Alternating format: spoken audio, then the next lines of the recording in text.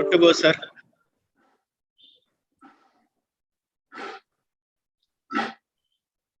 Is that all, Sagar? Yes, sir. We can start. But it's only 12 people? 30. Okay.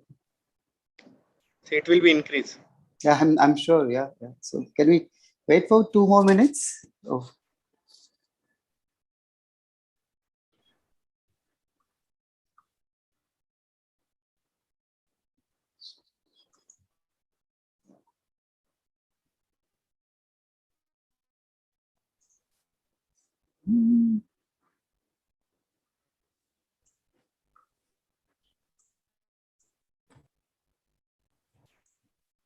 I think, Mr. Vora, you can start because numbers will keep on increasing.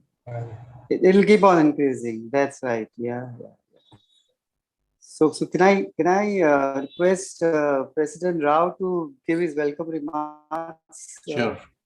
Thanks, Kamal. And thank you. Yeah. Good evening to our friends in India and good morning to our friends in the United States. It gives me a great pleasure to extend a warm and cordial welcome to all of you on behalf of the Indo-American Chamber of Commerce to this annual convention session on Afghanistan now implications for the US and India. For the benefit of this illustrious listeners, I would like to say a few words about the activities of our organization, Indo-American Chamber of Commerce. The IACC completed 53 years of existence and has taken the center stage in facilitating smooth exchange of Indo-US bilateral trade views between both the countries. Today, IACC has pan-India presence with around 1,500 members representing cross-section of US and Indian industry. The geographical spread of IACC is unique as it operates through 12 offices located throughout the country. We are focusing on the core vision of providing a platform for the business entities, especially medium and small companies, and extend support to them to come together and be partners in progress. Both the countries have pledged to take the trade to $500 billion.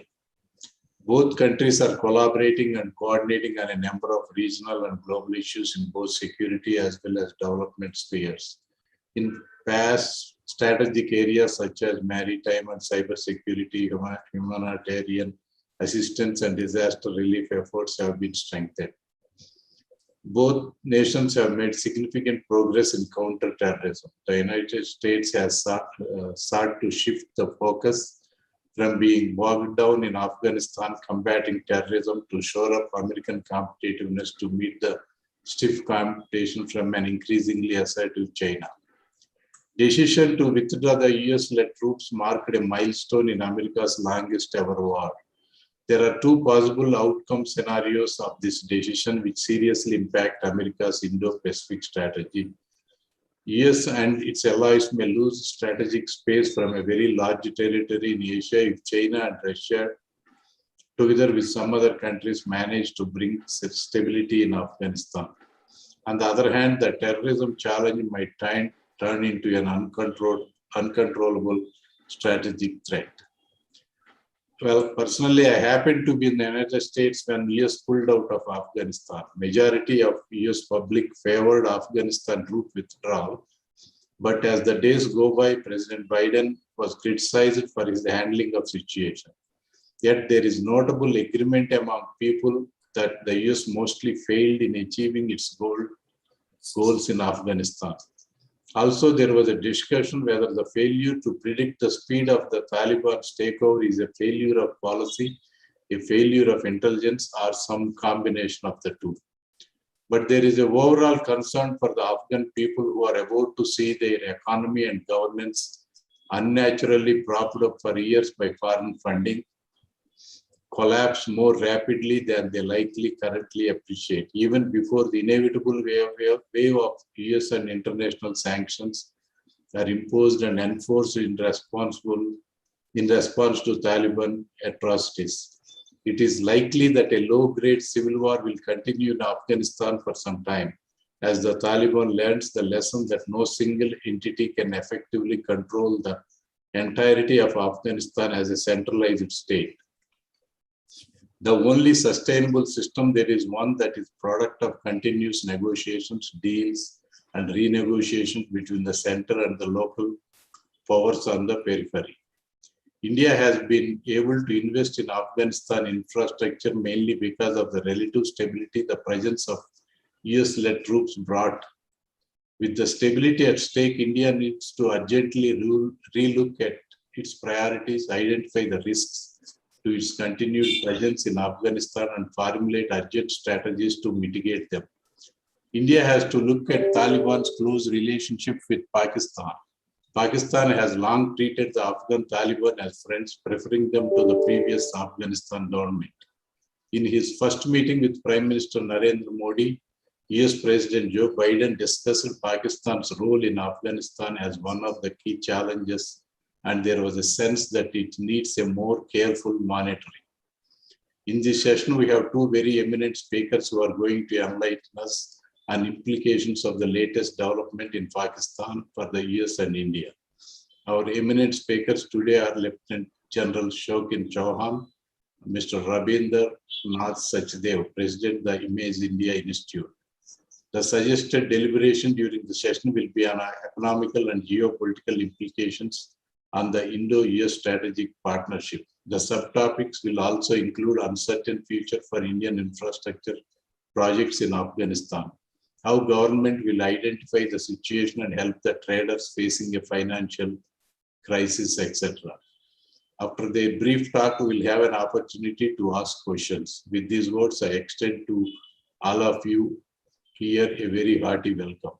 Without taking up any more of your valuable time, I request IACC's Executive Vice President, Mr. Kapil Kaul, to kindly take us through today's discussion.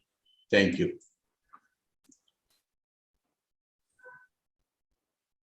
Kapil, you are muted.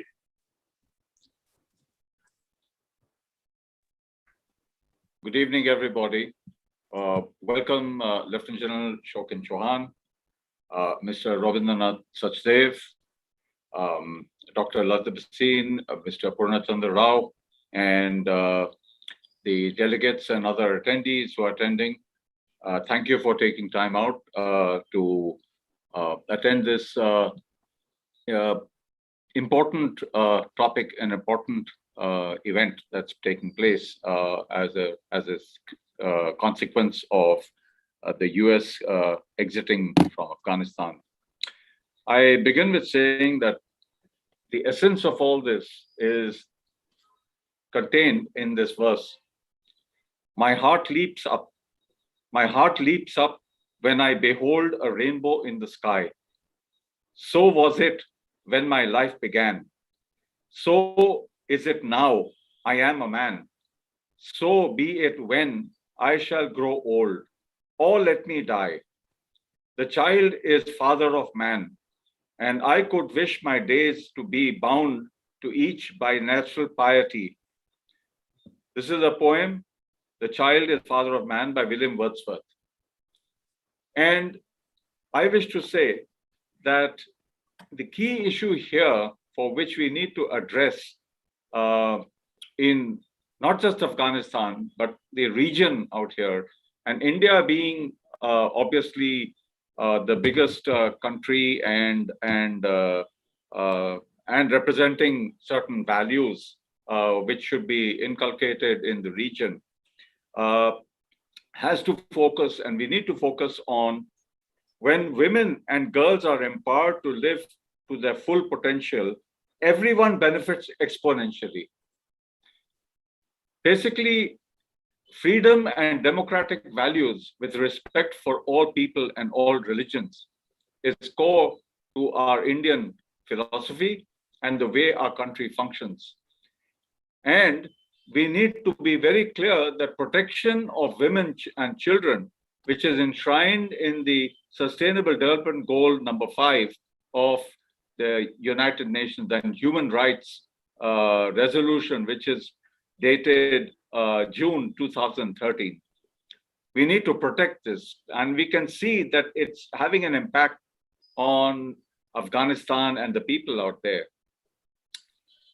All this, of course, can happen if the foundation is built on strong and a prosperous economy, which relies on strong business, good business, and a strong economy and economic activity, which is where Indo-American Chamber or chambers like ours come into play in ensuring that the base of all this activity is sustained and kept in good line. And of course, it is the defense and the defense services which not only defend a nation from intruders or from any kind of incursions into the territory, but also they have at all points of time in history played very, very important roles, even in the environmental issues or local issues which may come about because of any kind of extraneous factors, which doesn't necessarily have to be based on a people issue. So with these words, I would like to open up this conference on on Afghanistan, and do welcome both the speakers, which is first Lieutenant General Shokin Chauhan, and then Mr. Rabindranath Sachdev, to give us their views and what they feel about this matter. Thank you. Okay. So we now request Lieutenant General Shokin Chauhan to give his perception on the current topic, current hot topic, if I may say. Thank you. Thank you for calling a military man. It's interesting for the chambers of commerce and business to be taking the views of military men, especially in India. A word about me. I've spent many years fighting terrorism and insurgency in both India's northeast as well as the Kashmir Valley. I've also had the occasion to be posted and to be deployed along the line of actual control with China, both in eastern Ladakh and defending the Kargil watershed on western Ladakh. So it's an interesting experience.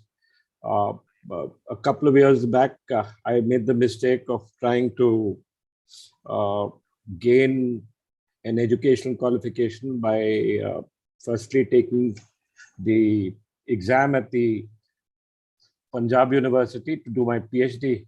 And it's only after I retired that I could have could start the process of completing this PhD. I've just finished my PhD on Indo-Nepal strategic affairs. And that, of course, includes the whole gamut of China and Pakistan, because somehow these two countries seem to play a role in every little problem or every problem the world seems to have. It's interesting how Afghanistan is actually. Afghanistan is an ancient country.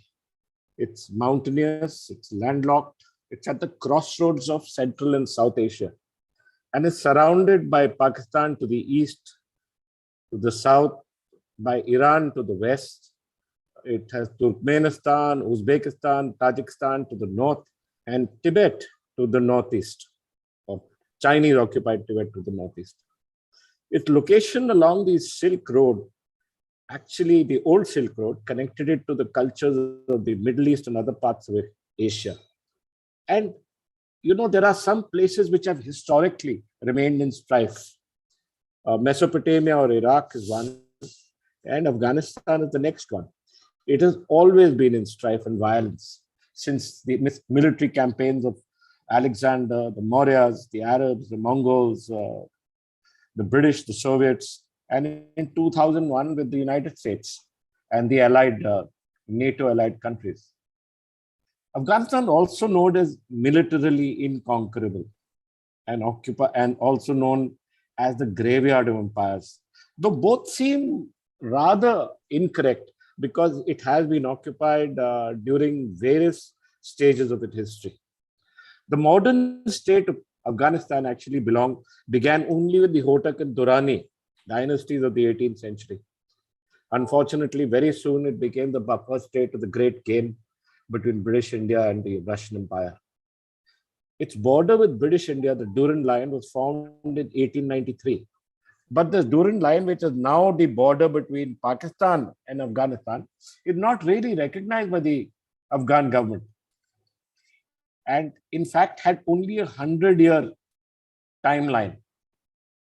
It has led to strained relations with Pakistan since the latter's independence in 1947. Following the Third Anglo-Afghan War in 1939, this country became a monarchy under King Amanullah, who until 50 years ago was overthrown. By Zahir Shah was overthrown, and a republic was established. So thereon comes the issue of Afghanistan. I'll take a little more time trying to explain Afghanistan to you, because it's important for us to understand why some places are always in strife, and why some places really affect us, and why we are constantly bound by the problems that happen in our neighborhood. As businessmen, you will realize that problems in the neighborhood will always create a problem within your own country. Now, I'll just go through a certain timelines of what's happened in Afghanistan. In 1978, after the second coup, Afghanistan became a Soviet Union protectorate. This provoked the Soviet-Afghan war in the 80s against the Mujahideen. And by 1996, most of Afghanistan was captured by the Taliban, who were removed from power after the US went in 2001, post 9/11. Finally, it drew to a close after 20 years, with once again Taliban sweeping across Afghanistan, and of course the resultant fall of Kabul. Now, what is the Taliban, and what is their connect with Afghanistan? You are aware, all of you, that the Talib actually is a student. And these Taliban were actually the result of the Afghan refugees who had crossed over the border during the Soviet invasion, and were in the refugee camps in Pakistan. And that's where, in those madrasas, the Talibs were trained, educated in what little education they had, and then became what now is known as a military force, the Taliban military force. But Taliban is not one single militant group. It has a large number of allied militant groups, which began their offensive in 2021. That is this time. But quickly, and mainly due to the lack of any kind of defensive maneuvers by the Afghan National Army, quickly came and took Kabul. Now, during the last 3 months, that is from May onwards of the last 3 months, you must have noticed that the Afghan National Army fought very little. And in fact, seemed to, on the advice or on the guidelines or on the orders of their higher hierarchy, to allow Taliban to take control of most of Afghanistan. For a long time, and within the Indian military also, and also the American, the US analysis, we were all under the impression that this 330 strong Afghan National Army would at least fight on for 2 years or 2+ more years.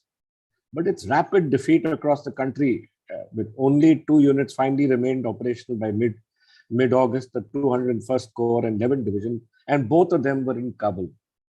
The capital city itself was encircled by the Taliban forces who had actually gone through the entire Afghanistan in such a hurry that no one could have imagined that Taliban would actually take over so quickly. What changes for India? I heard Mr. Rao talk about the issues as far as we are concerned. Yes, India has had substantial investment in Afghanistan. India and Afghanistan have been strong and friendly for decades. We are historical neighbors, and if not for Pakistan, we were neighbors actually. And We share deep cultural ties. We are also the only South Asian country to recognize the Soviet-backed Democratic Republic of Afghanistan in the 1980s, though the relations diminished during the 1990s civil war and subsequently the takeover by the Taliban government. We've been the largest regional provider of humanitarian and reconstruction aid to present-day Islamic Republic of Afghanistan, and even till today are engaged in various construction projects as a part of reconstructing Afghanistan. Pakistan has been on the other side fighting and alleging that Indian intelligence agency RAW is working in cover to malign Pakistan and to train and support insurgents, a claim that we have strongly rejected. Just for the record, actually, India is recognized by most Afghans as the most cherished partner of Afghanistan. And we, as a donor, regional donor, have given over $3 billion in assistance. We have built 200 schools and private schools, sponsored over 1,000 scholarships. We've hosted more than 16,000 Afghan students in India. And in the aftermath of the 2008 Indian Embassy bombing in Kabul, which was actually done by the Haqqani brothers, who are now a part of the Taliban government, the Afghan Foreign Ministry quoted India as a brother country, and that the relations between the two were that no enemy can hamper these relations. In 2011, we signed a strategic partnership agreement, Afghanistan's first since the Soviet invasion of 1979.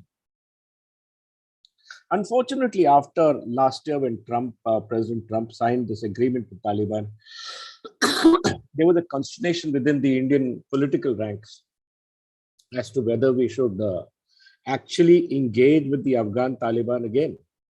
So in June 2021, we had an Indian delegation that visited Doha and met the Taliban leadership. This was a major shift. The Taliban's reliance on Pakistan is unlikely to change anytime in the near future. The costs of India remaining distant from the ongoing attempts of reconciliation would be much higher than the cost of being involved with them. Therefore, we do need to be reconciled with them.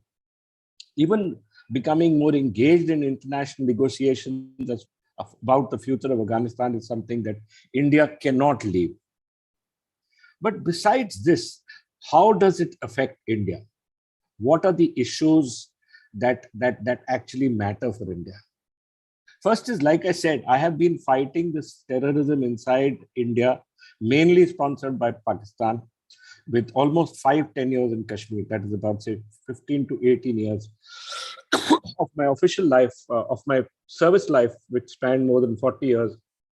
I've been fighting this terrorism in Kashmir. Would a Taliban government in Afghanistan send in or have the capability of sending in greater amount of terrorists into Kashmir? Would be a question in all your minds, because you're all businessmen and it's necessary to know. Assessing risks is actually a very risky business. And especially when you're trying to assess risks with Afghanistan, it's almost impossible. But what we should be absolutely clear about, and I would like you to be clear about, is that though yes, Afghanistan can start training, like the previous Taliban government had started training and sending terrorists inside India. But I don't think that matters as far as we are concerned. Over the last 20 plus years that we've been fighting them, I've been there since 1989, 30 plus years actually. One thing is clear, that we are not worried by any kind of terrorists that come inside, that would plan to come inside our Kashmir Valley. Our anti-terrorist grid is well in control. We have established the line of control with Pakistan. We have fenced it. That fence is fairly good. And though there can be little dribbles of terrorists that keep coming in from Pakistan, we can deal with those people. We can deal with any kind of terrorism that might come into the Kashmir Valley.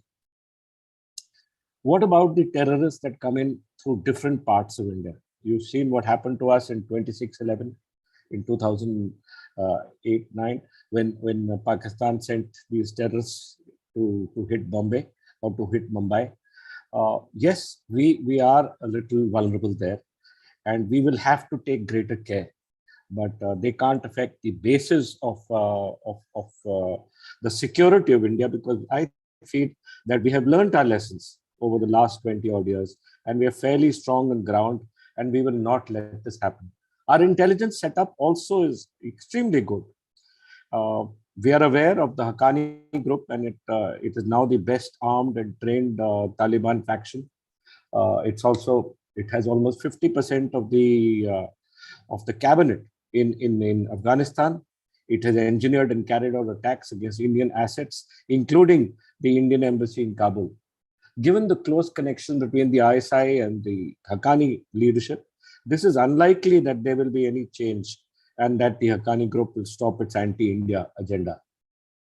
Those who've studied the Haqqani group, like I have, all I can say is that the relationship between the group and the ISI, or that group and Pakistan, is still very strong, and it will remain strong, because Pakistan's ISI has not only trained them, keeps them, has given them sanctuary, but also that their families stay in Pakistan, so that Pakistan retains within itself the capability to twist their tails in case the Haqqani group does not behave, which in the unlikely event of the Haqqani group not behaving.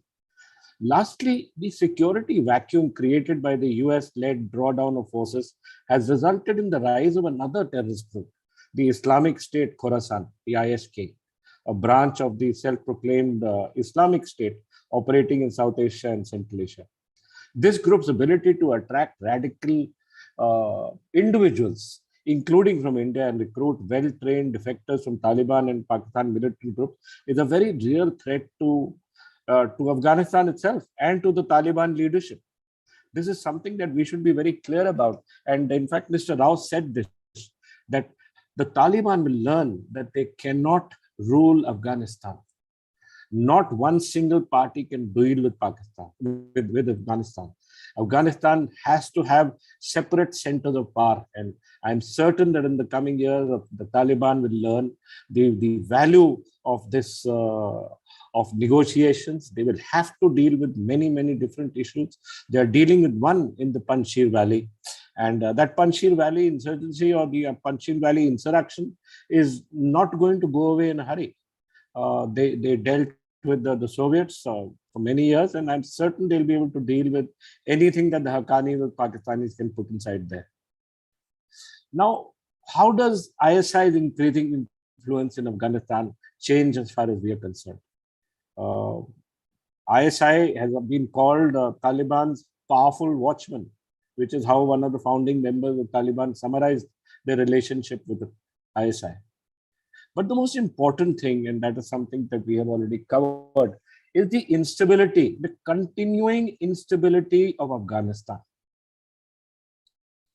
This risk is the largest. The risk has to do with perpetual unstable Afghan government.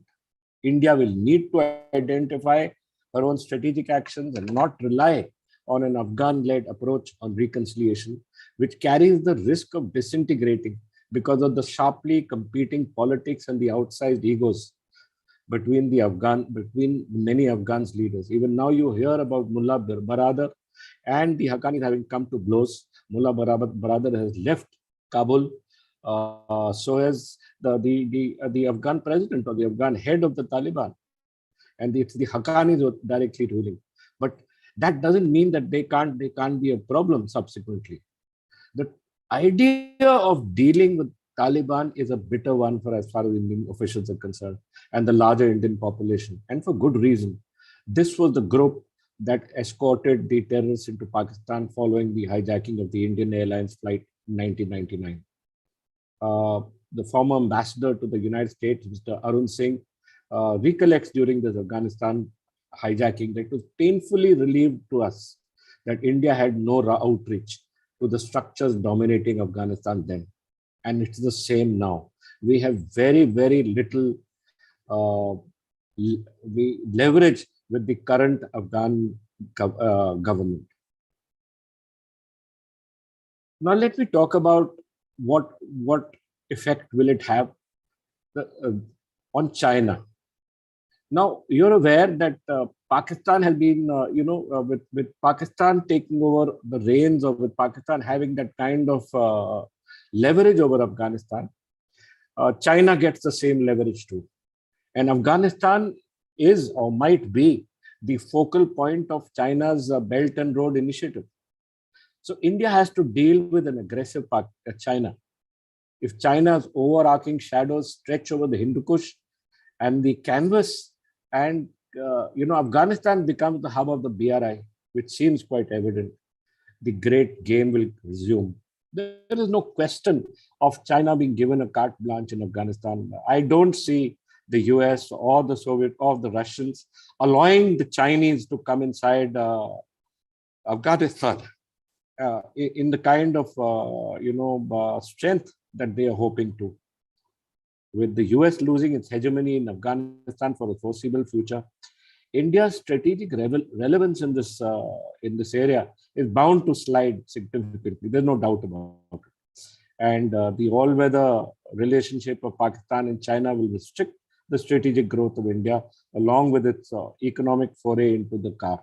That means in many ways, we will not be able to deal with the countries of the said Malaysian republics, at least through the land route. That will not be possible. What could be the future?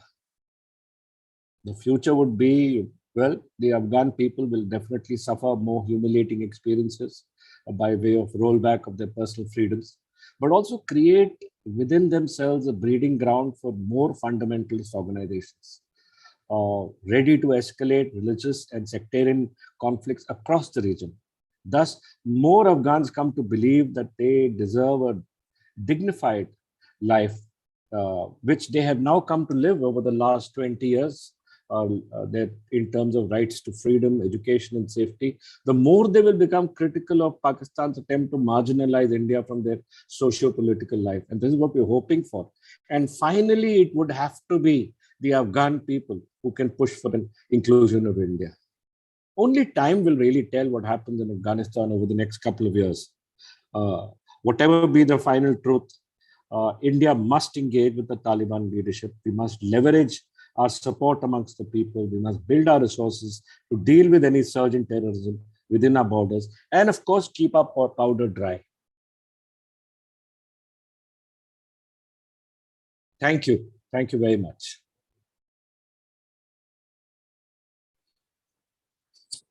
Thank you, Lieutenant General Shokin. We now come to another brilliant speaker that we have today.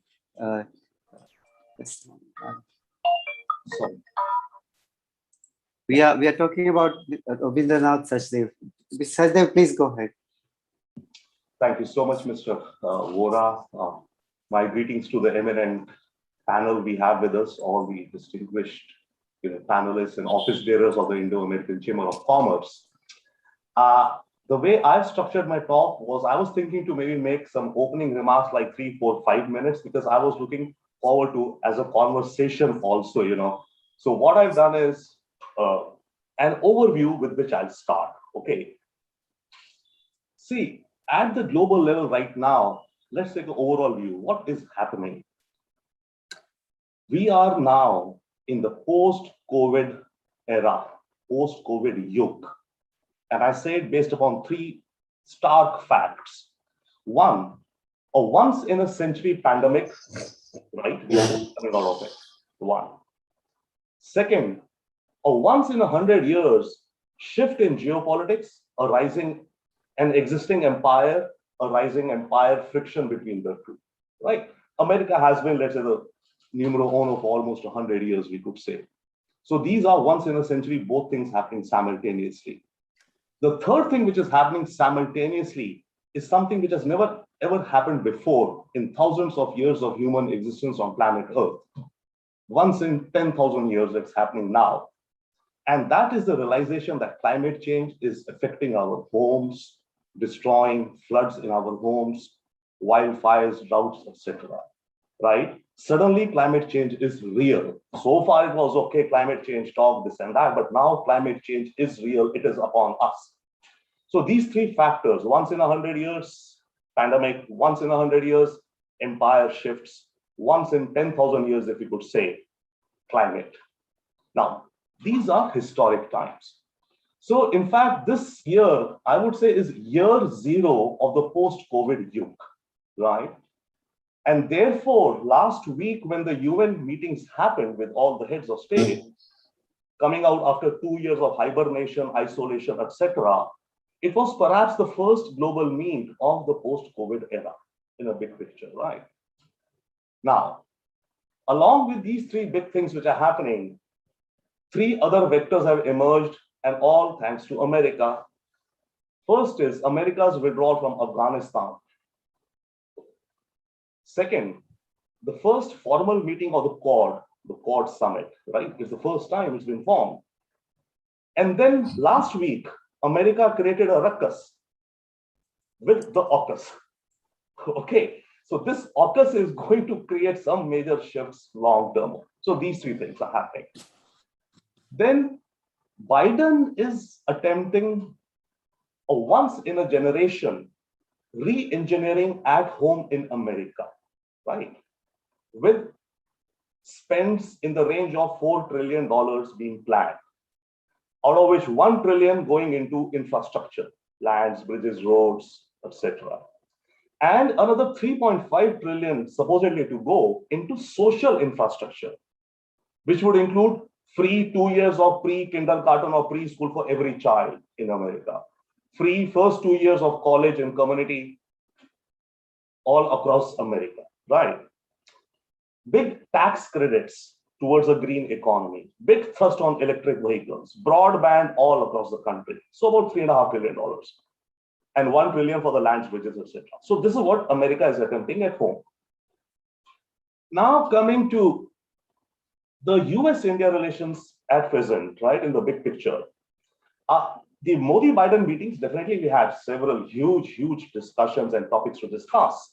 But at another level, these meetings were also about India trying to find out how much or can it trust America.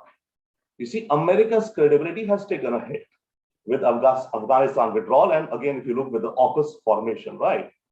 So how much can India trust the United States?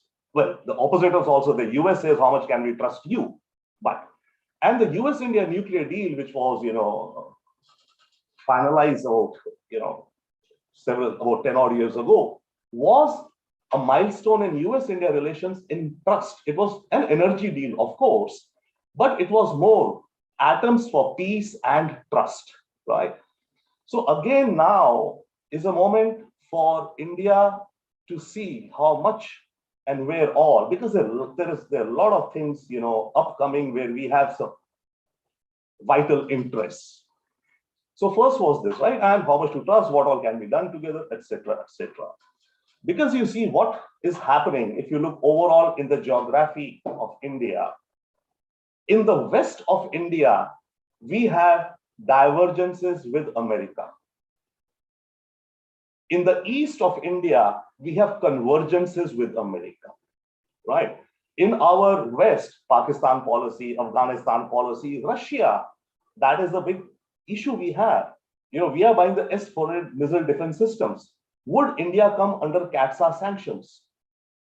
Probably no, we'll get a waiver this time. But what about in the future? Can India in the future buy big ticket military items from Russia? America says no, does not want it. And they also have the CATSA law. So how will India proceed on that? Russia element. Another issue on sanctions. So one is Russia, the other one is Iran. The US sanctions on Iran are killing us in a way, if you go to see. We are not buying oil from Iran. Okay, we are buying more from America, more or less competitive prices or a little higher, fine. But all our infrastructure projects, whichever were planned, Chabar port, the railroad, the north-south corridor, which India was planning from Iran to Afghanistan, reaching all the stans and then reaching south of Russia, right? That all is now in limbo. So if sanctions on Iran continue, then we are totally blanked out from this region. And Iran is going towards China also.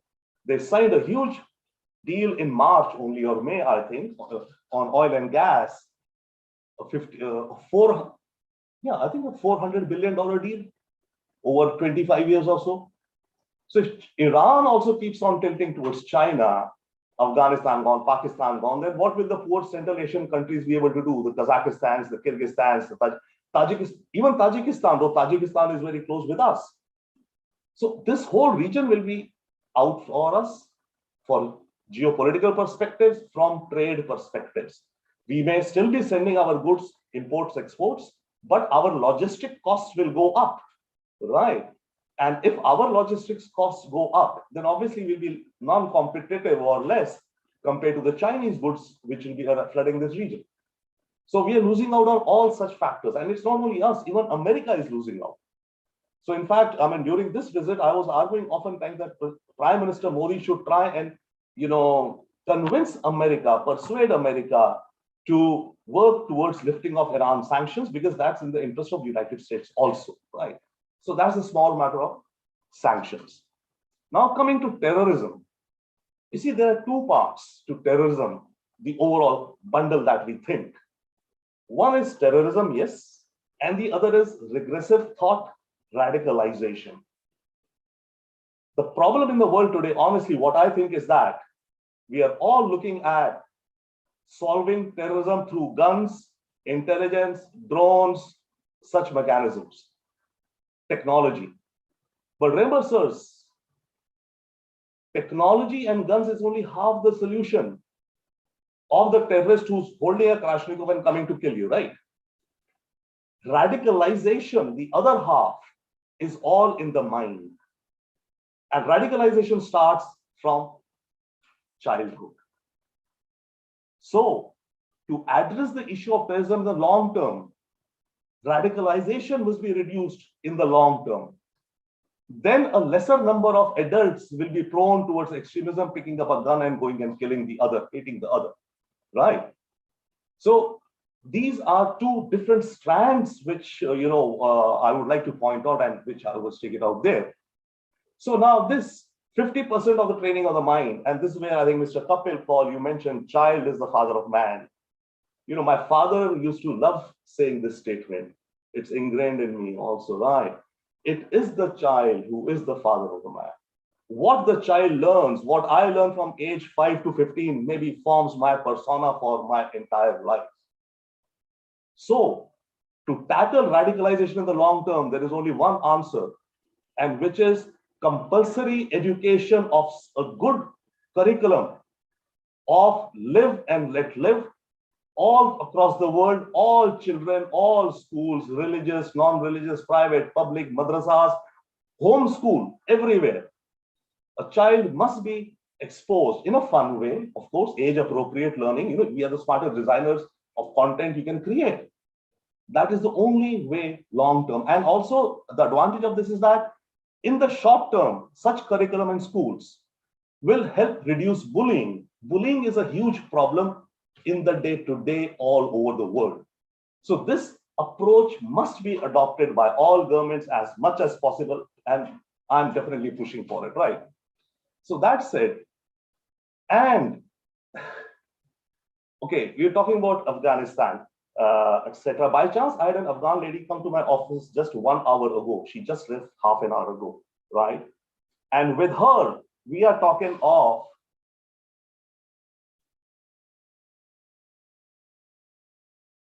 a lemonade party. The idea is that if life gives you a lemon, make lemonade. That is the spirit we need in this world. The world has too many lemons. We need to figure out ways to manage or make lemonade. As General Chauhan was also saying, that managing risk is a risky business, but you have to do it, right? So now, bottom line, life has given India a lemon. It's time for India to make a lemonade in the post-COVID year. Thank you.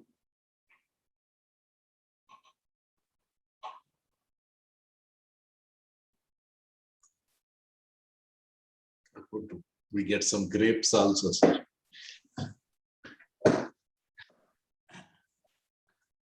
Any Kapil are going to request for some questions? Yes, Mr. Sasif, I think it's a fantastic example that you've given, that if life gives you lemons, then it's time for you to make lemonade. I couldn't agree with you more that, in fact, there's something which I firmly believe in, and which is there for the post-pandemic world, is that we should not plan too much into the future, but actually address what is there here and now, and use what you have in the hand right now to address the circumstances and make the best.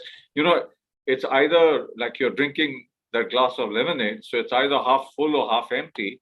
You look at it which way. So take the opportunities as they come, view it positively, and flow along with the moment. And I think that's a fantastic way to have concluded your talk, is that, yes, we are in a risk environment, but then it gives us an opportunity to manage that risk and actually make an impact. I mean, I think our country is big enough, strong enough, and inclusive enough, and with very deep vision going into centuries, where we can actually, with our economic might and with a positive defense approach, include other countries in this region. And like I said, child is the father of man. A woman, if she is educated, she is enlightened, she is the mother, she is the wife, she is the actual core of which any family exists, and its exponential impact is huge. So in Afghanistan and in this area, and I'm happy that at least in India, we have so much of encouragement to women and for them to develop in every sphere of life. So yes, thank you. And I think now I would like to leave this where questions can be taken up by the other panelists. If they can kindly put in the chat box or in the Q&A as to what they would like to ask, or at the same time, if any of our other panelists would like to ask, even General Shokan Chauhan and of course Mr. Sasdev. Thank you. Yeah, with your permission, may I ask a question, you see, or my observation rather, and put it to our two very eminent speakers, that US has withdrawn from Afghanistan. It was a conscious decision taken by the US government as a sovereign government, which had earlier fought the war, you see, in Afghanistan. But then it decided under President Biden to withdraw. Now, it is a decision taken by a sovereign country.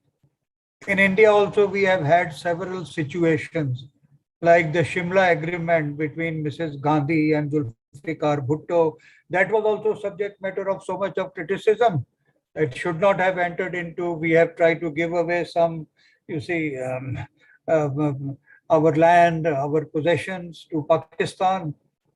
So are we in a position to criticize an action taken by a sovereign government with regard to certain extraterritorial matters where they had given their support earlier, but now they have withdrawn? This is a question. I'm a lawyer, therefore I am asking, you see, to very eminent, and particularly Lieutenant General Chauhan and Mr. Robinder Sachdeva. So very briefly, you could tell us. Thank you. Very interesting question, really.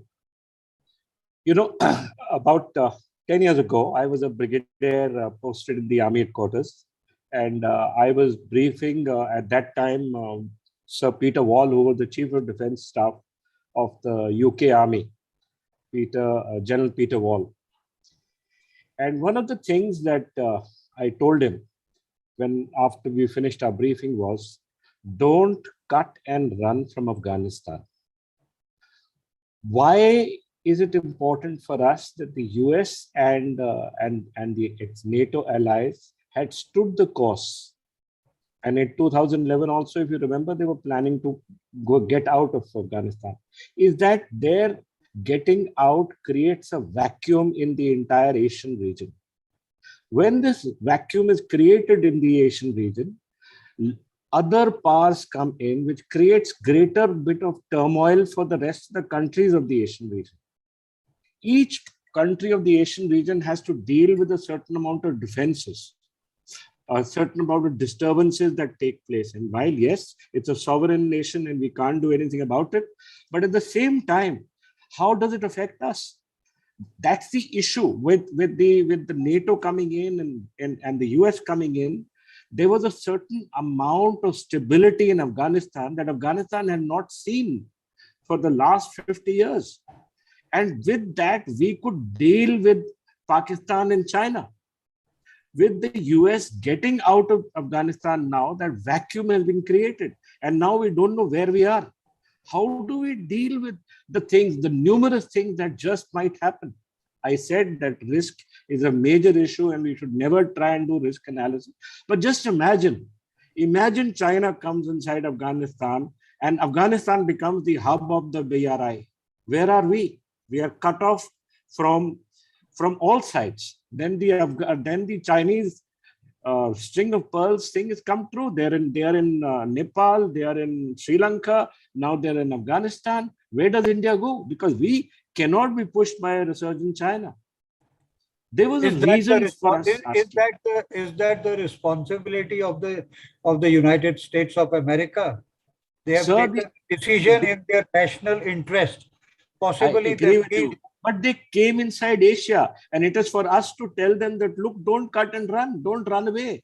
Please leave with stability. Once you have established stability, don't leave when you have established chaos again.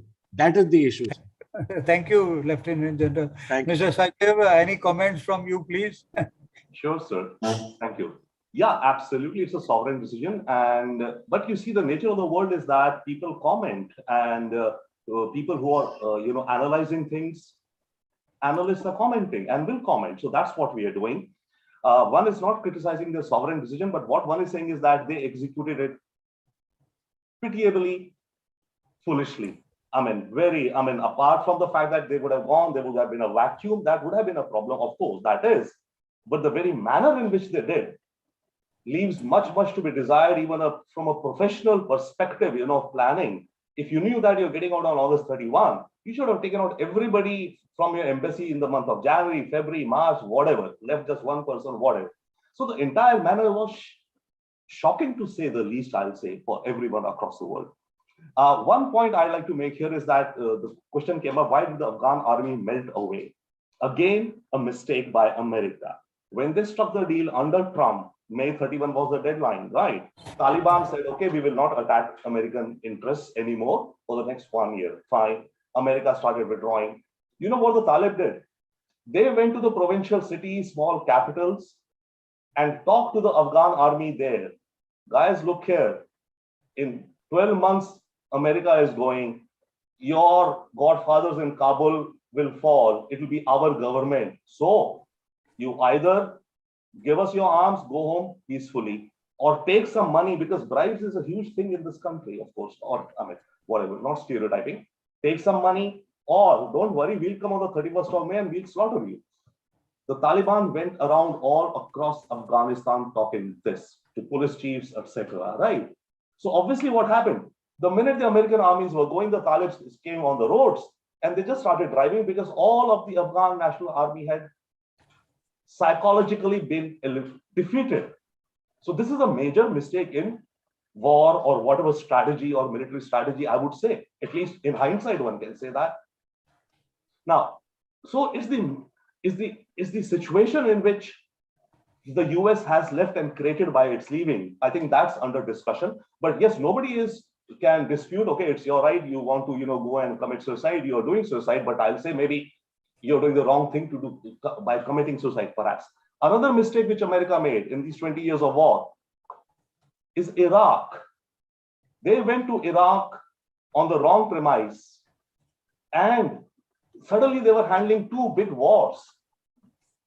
So of course, after 20 years, the American public were tired. America was basically completely tired and drained out. We want nothing from here. We want to just, focus on our home. The Biden focus on the 4 trillion home renaissance or re-engineering and all, etc. And America thinks it has enough technology to have over the horizon, drone attacks, missile attacks. In any case, the nature of war is changing. So, the Air Force guys are sitting in Nevada in some basement of the Air Force and monitoring the drones. It's a video game now. So America went along with that. So these are, I would say, mistakes, but the decision per se, yes, every nation absolutely has its own. But I mean, friends can tell friends maybe that, guys, you made a mistake. And friends should tell friends, I think. Thank you, Mr. Sajdev. Thank you. So there's a question from one Mr. Sivan Saraswati for the panelists. Why don't India coordinate with Qatar, mobilize the international community, and put forward conditions that unless the Afghanistan ministry is free from those who are blacklisted by the UN, keep educational institutions open for all, including girls, and allow women to work? This is a question from Mr. Sivan Saraswati for the panelists. Would one of you or both of you care to respond to this?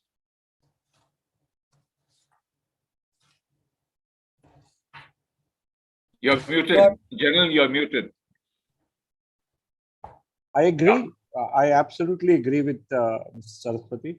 We must form alliances with like-minded nations. We must talk to like I said in my speech also, we cannot isolate ourselves from Afghanistan. We have to keep in contact. We must get together with like-minded nations. We must put pressure on the Afghan government or the Taliban government. The only issue is, will they listen? But we must try. I agree entirely. We must try and we must keep putting pressure, and as much pressure as we can. So there's another question from Ms. Dinesh Rana. Sorry, Mr. Sachdev, you'd like to say something on that? A few bullet points. Yeah. You see, absolutely right. Great point, great suggestion. You see, in this whole game which has been happening in the Islamic world, if you were to look, the one country which has benefited the most is Qatar. And in fact, the one country which has diminished itself a bit and all is Saudi Arabia, right? Saudis are nowhere to be seen.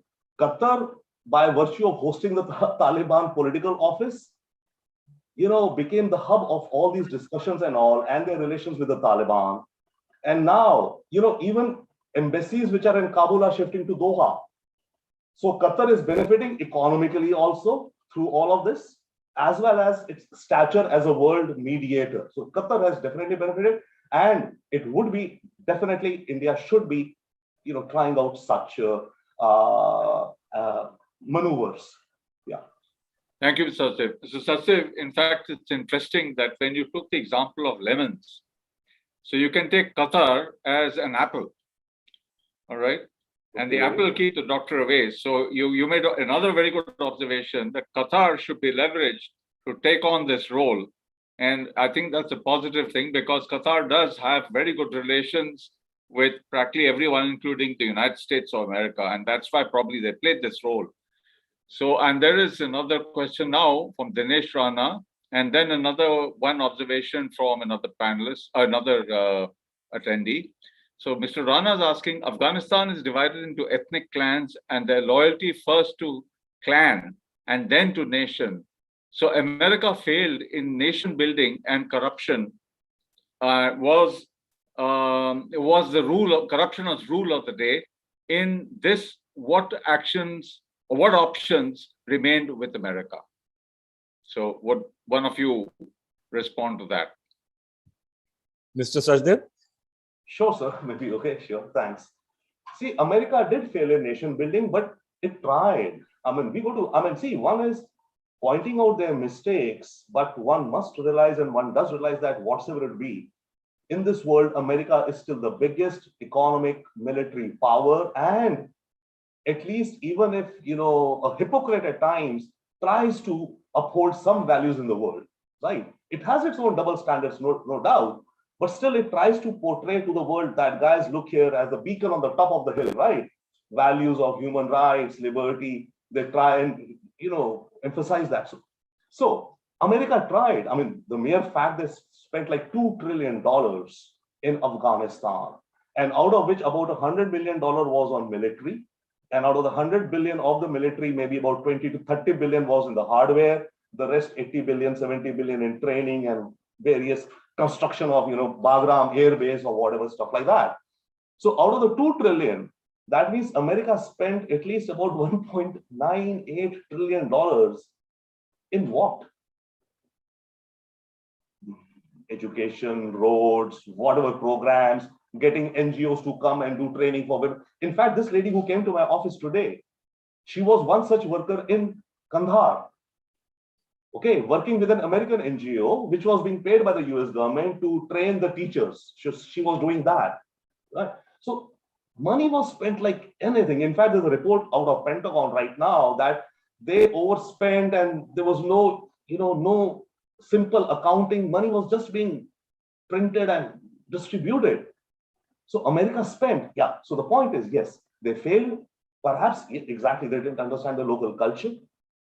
Okay, and whatever other factors, but America failed. But it tried. It gave it its best.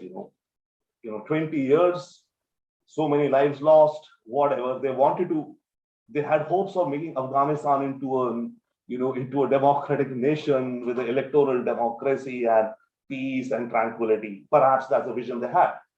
But they did not succeed, unfortunately. And also there is another view. Most of the money went back to the United States defense companies and defense contractors, even though the money looks big, but most of the money went back to the United States to feed their defense companies and defense contractors. Sure. Yes. I must here give one more issue here. What was America's aim when they came inside in 2001? If you go through their, what President Bush had said then about America and why did they go in, was to actually remove the Taliban government, was to remove the terrorists from Afghanistan, and to ensure that those terrorists who were there in Afghanistan would not be a threat to the US interests worldwide. So firstly, let's take the first thing. They removed the government. That was an aim that was met. The second was they were able to not only kill a large number of terrorists, they also were able to bring peace in this region, like I said, for 20 years. Now, what was the mistake they made? The mistake was that they changed their aim from removing the government to trying to build a nation. You cannot build a nation in 20 years. It's not even a start. All of you have said the same thing. Afghanistan's a tribal society.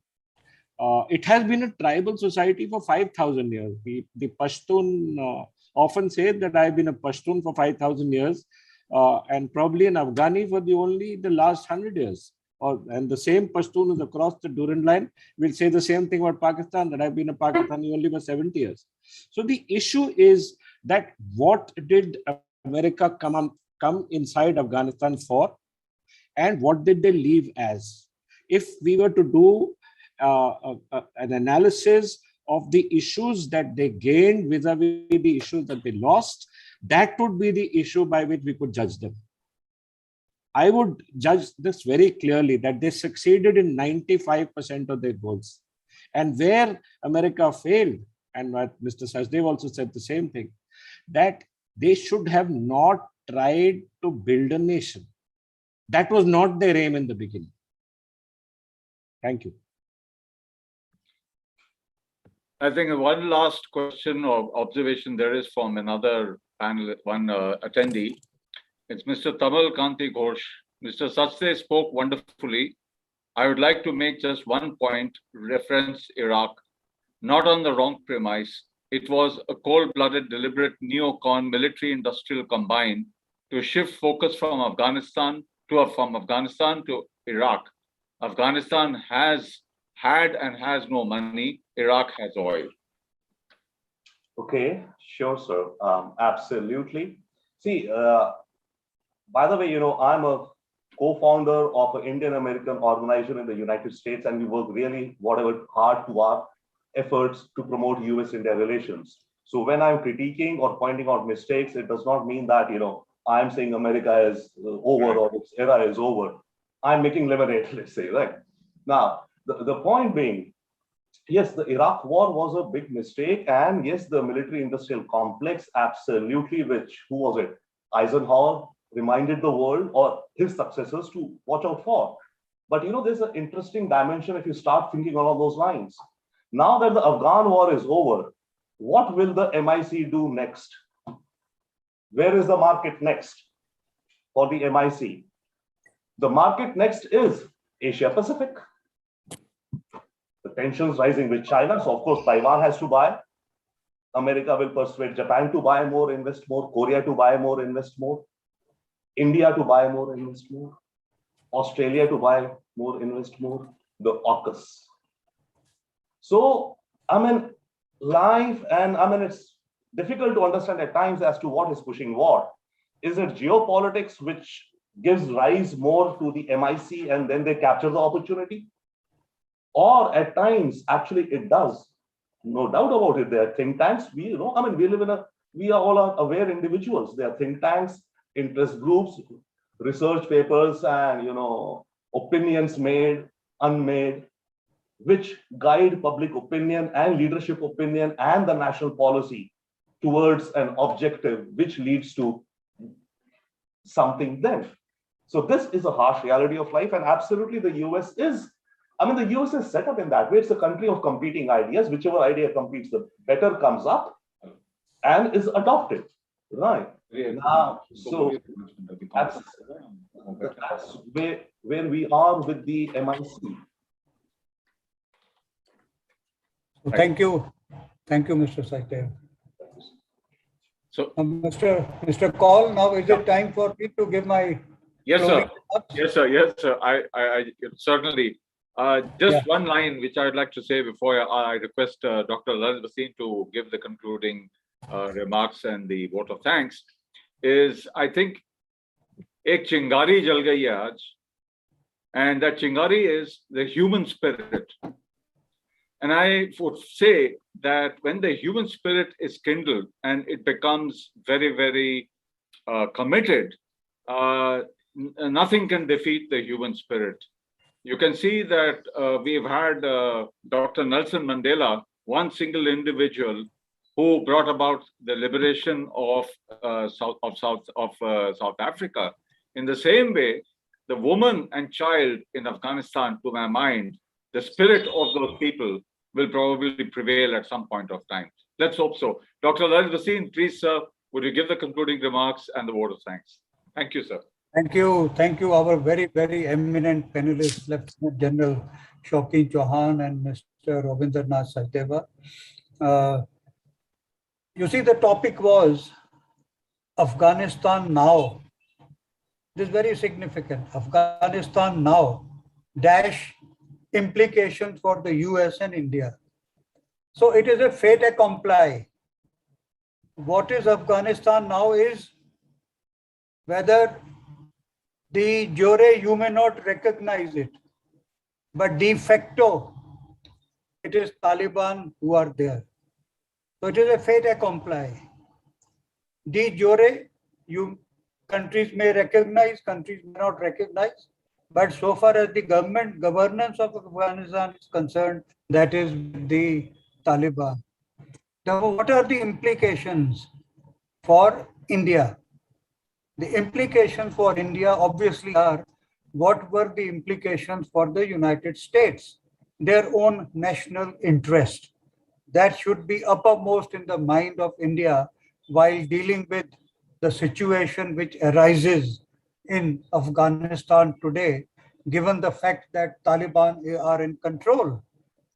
India should make efforts, you see, to have a proper dialogue with Taliban, how to tell them that it would be in their benefit, to their advantage, if they have a relationship, business relationship, which had been there for centuries, you see, between Afghanistan and India. And then that should be the spirit, you see, to deal with the situation which has arisen so far as India is concerned.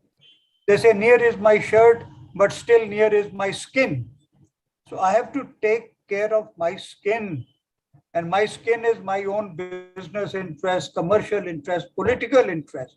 And there is no way out except to deal with Taliban in whatever form they have come and try to have a dialogue to mutual satisfaction that it is in the interest of both the countries, whether they are recognized or not, to deal in a most amicable and proper manner. So I thank the worthy panelists. I thank our National President, Mr. Purna Chandra Rao, our Senior Vice President, Mr. Kapil Kaul, and Mr. Kamal Vora for really organizing this brilliant talk. I think it was full of some very, very valuable and timely inputs for us to understand the implications for India. Not much about United States. They will decide what they want to do. But I think for India, it is very important to deal with that. So thank you very much. Many thanks. Thank you, sir. Thank you, everybody. And Kamal, I guess you could wrap up this on this nice talk. And I thank the two extreme eminent panelists, Mr. Sachdev and Lieutenant General Chauhan. Thank you. Kamal, over to you. Thank you, everybody. You know, I must thank President Rao for thinking about this subject, because earlier when we were talking about a session, I had something else in mind, but Ms. Rao said, this is the hot topic and we must do it. And I also must thank Mr. Ramakrishna, who helped us get access to these two brilliant speakers. And I also want to personally thank both the speakers. Both have done an extremely good job of explaining what we can expect going forward. Although it's going to be very difficult for anybody to guess correctly what's going to happen, but all the same, we got some new ideas and some new thoughts from both the speeches. I thank you, both of them.